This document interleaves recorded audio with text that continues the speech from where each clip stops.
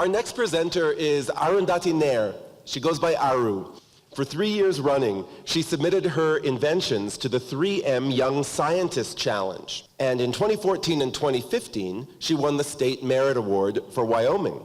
What are some of her inventions? They've got great titles. The Detector Protector Helmet, the DVT Prevention Pedal, and a swelling gel called Swell Solution. Last year, she tried something new.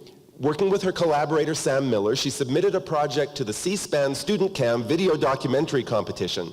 Participants had to address what issues they wanted to see the 2016 presidential candidates take up.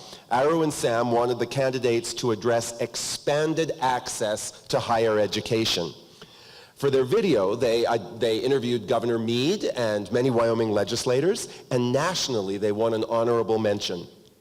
This year, she did her own video on the importance of moving from fossil fuels to renewable energy. She did video interviews with Governor Meade, again, and with Senator Enzi, and I'm sure they love her just as much as everyone else does. And for her renewable energy video this year, Aru won C-SPAN's first prize on a national level and a $3,000 award. So, she's amazing. And, you know, with a record like that, what could she possibly have to be afraid of? Well, Aru says her greatest fear is losing the good opinion of people she cares about. She's most confident about holding her own in a debate. And when I asked her, what made you so interested in inventing things? She said, it isn't the invention itself. The thing that starts me off is the problem and the idea of what can I do to help make this situation better. She's done all this, and she is only 14 years old. This is greatness. So please welcome Aru Nair and Pursuit of the Yeti, Reasoning for Being Unreasonable. Hi, my name is Aru Nair, and the title of my talk is Pursuit of the Yeti, Reasoning for Being Unreasonable. I would like to start off with this insightful quotation by George Bernard Shaw. The reasonable man adapts himself to the world. The unreasonable man persists in trying to adapt the world to himself. Therefore, all progress depends on the unreasonable man. So let's ask some unreasonable questions. Can alligators help end obesity? Can a simple pedal prevent deadly blood clots? Can helmets force riders to wear them? Can people agree when they disagree, even on polarizing political issues such as the energy transition? So question 1, can alligators end obesity? When I was a little girl, my dad always read Zach's Alligator to me. It was one of my favorite books, and I loved hearing about the toy that grows huge when placed in water. I thought this would be a cool idea to treat obesity, and one method that already exists for treating obesity is to alter the stomach volume. This can be accomplished by gastrectomy, which is surgically removing a part of the stomach, and another technique is to endoscopically place an inflatable balloon inside the stomach. So what if we could use a Zach's Alligator that would grow in our stomach, make us feel less hungry, and lose weight? So I set out to find a substance that was natural, biodegradable, and non-toxic. It also had to swell in the acidic pH of the stomach. I eventually came across chitosan, a polymer that is obtained from the shell of shrimp. I made a chitosan hydrogel by mixing it with vinegar and tested its swelling properties. As you can see in this figure, after placing the gel in vinegar, which represents the stomach pH, it swells over 3,000 folds. The gel in ammonia represents the intestinal pH and did not swell appreciably. Wouldn't it be cool to have a gummy alligator that can swell in our stomach and could be used to treat obesity? Question 2, can a pedal prevent blood clots? What inspired me to learn about DVT was the news that Serena Williams was hospitalized because of a condition that was caused by DVT, a pulmonary embolism, which can be fatal. Surprisingly, DVT kills more people than AIDS, breast cancer, and motor vehicle accidents combined. To help this problem, I devised a simple, portable DVT prevention pedal. It has 2 wooden slabs connected by hinges, 2 torsion springs on either side held together by a metal rod, Velcro to secure the foot, and rubber grips on the bottom to keep the pedal in place during use. Anybody can use this at any time. This device is portable and easy to use. All you have to do is simply secure the foot using the Velcro strap and move the foot up and down in plantar and dorsal flexions. I also made a DVT prevention pedal 2.0, which is higher resistance to better stimulate muscle activity in stronger people.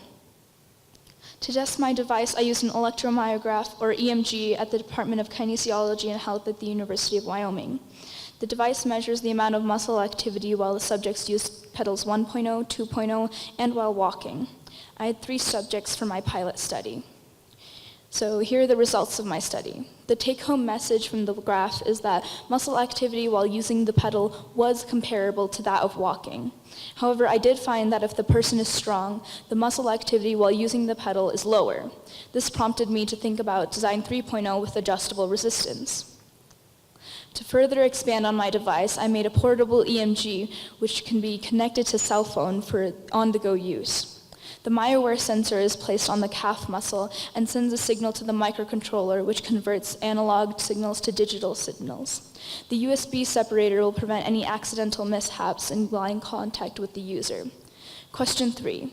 Can helmets force riders to wear them? When I was visiting India, I was really surprised to see so many people not wearing their helmets. Motor vehicle accidents are the major cause of head injury globally, so I wondered if there was a way to make sure that people wore their helmets. I then devised a detector-protector helmet to ensure that motorcyclists wore their helmets. The transmitter is mounted on the helmet, and the receiver is on the motorcycle itself. An alarm will sound, and the motor will stop working if the rider tries to operate the vehicle while not wearing a helmet. As soon as the helmet is clicked in place, the motor will start working again, ensuring that the motorcyclists will wear their helmets. I hope that this invention helps motorcyclists be safe while using their motorcycles, and all you have to do is simply click it to ride it. Question 4. My next unreasonable question involves 2 of my favorite hobbies, discussing politics and making videos. Can we get people of opposing views to drop the political pretenses and discuss the real polarizing issues at hand, like, for example, the energy transition from fossil fuels to renewable energy? As you all know, we in Wyoming are heavily dependent on coal, and people at large are resistant to considering other alternative sources of energy. When I interviewed Governor Matt Mead, he urged that we add to the energy table rather than take away from it, which includes many other forms of energy, such as nuclear and solar. So why me? Why are all the people willing to talk to me? Is it because I'm younger? Is it that as we grow older, we hold assumptions and forget to ask questions? For each of the first 3 questions, I found possible solutions. For the 4th question, can people agree when they disagree? Perhaps my role is to begin these conversations through my questions, my interviews, and my inventions. Let's not forget our indomitable nature to ask questions and embrace the unknown. The more unreasonable the questions, the more fun the pursuit. The Yeti is never found, so we will always have new and exciting questions to ask. I would also like to thank Mr. Burge and everyone for giving me this opportunity to speak at Insight Laramie.